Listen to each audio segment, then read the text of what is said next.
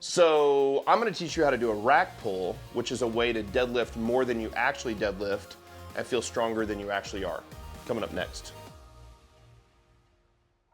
All right, so a rack pull is a deadlift with a reduced range of motion as opposed to a deficit deadlift, which is a deadlift with an increased range of motion. What's the difference? Well, a rack pull is gonna increase the stress because you can use more weight on a rack pull. A deficit deadlift is gonna increase the stress because you have to go a greater range of motion, right? So it's just sort of the opposite end of the spectrum. Here are the keys for setting up a correct rack pull. So the first is the height.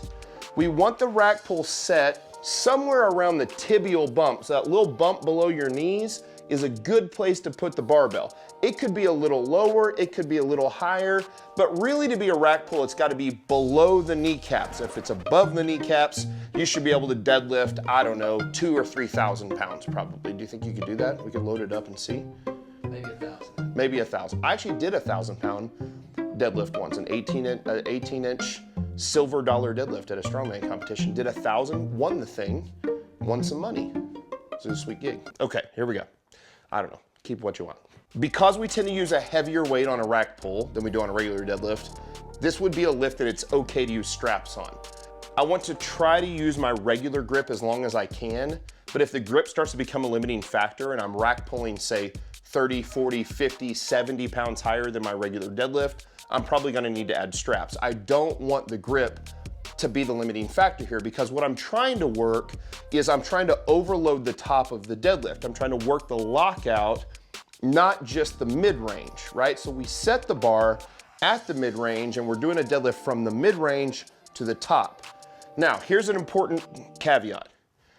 I've told you already that you're gonna deadlift more this way on a rack pull than you would from the floor, except the first couple times you do it, most people actually deadlift less. And that's because there's a novelty effect to this. For guys like you and me that are relatively muscular, when you get down on a deadlift in the bottom of a full range deadlift, there's some tightness there. It feels like you've compressed a spring. On a rack pull, the first couple times you do it, you set up and there's no tightness. It kind of feels like you're in no man's land and like, man, how do I get tight and pull against the bar while it's sitting on these pins? So if you watch the video and you're like, Reynolds is full of shit, I probably shouldn't say that, but Reynolds is full of shit because he says I can deadlift more weight and then I do a rack pull and I deadlift less weight. Just stick with it for a few weeks and your rack pull will be higher than your deadlift. All right, so the setup for a rack pull is almost identical to a deadlift with one major change. The first step in our deadlift setup program is we walk forward until our shins are 1 inch from the bar, and that sets the bar directly over the middle of the foot. However, in a full range deadlift, your shins, your knees will actually start in front of the bar, and as the bar gets pulled, the knees will come out of the way as the bar comes up. But because the bar is starting so close to your knees, we have to start them out of the way, which means the first step for a rack pull is gonna be to walk forward until your shins touch the bar. So rather than start, and you're gonna get as close as you possibly can, that's perfect. So we're basically gonna start with vertical shins. And the rest of the setup is the same. So take your grip, knees out, big breath, chest up, and pull. Stand up tall and back down and set it down easy. Nice job, do it again, like a ninja. Good, and down, one more.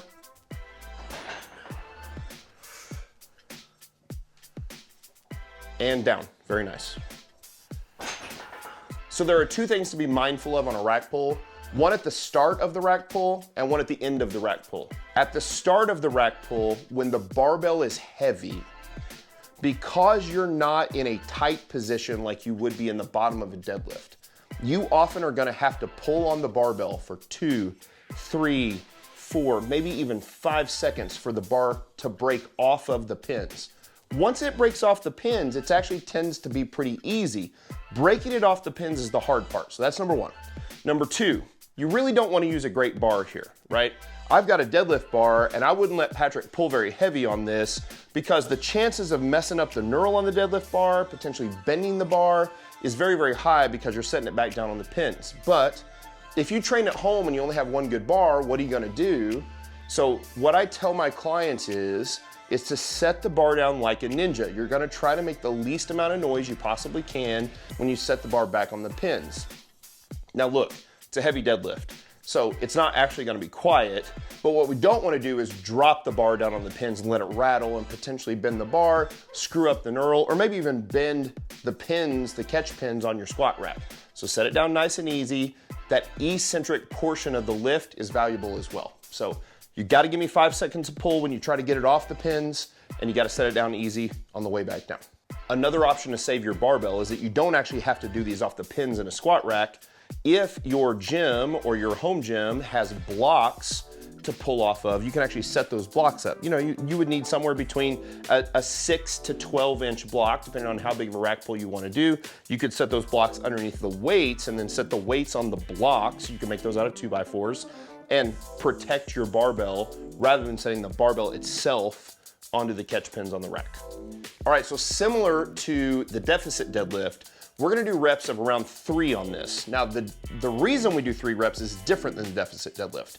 For the deficit deadlift, we do sets of 3 because it's got a longer range of motion and therefore more time under tension. And so the stressor for a lift like a deficit deadlift is actually the volume or the time under tension, right? The extra range of motion. For a rack pull, it's the opposite. The thing that is the stressor is the weight on the bar. So I'm gonna tend to bring the reps down more to 3, 2, even heavy singles for a rack pull, because I wanna teach my lifter what it feels like to have more weight in their hands than they can actually deadlift.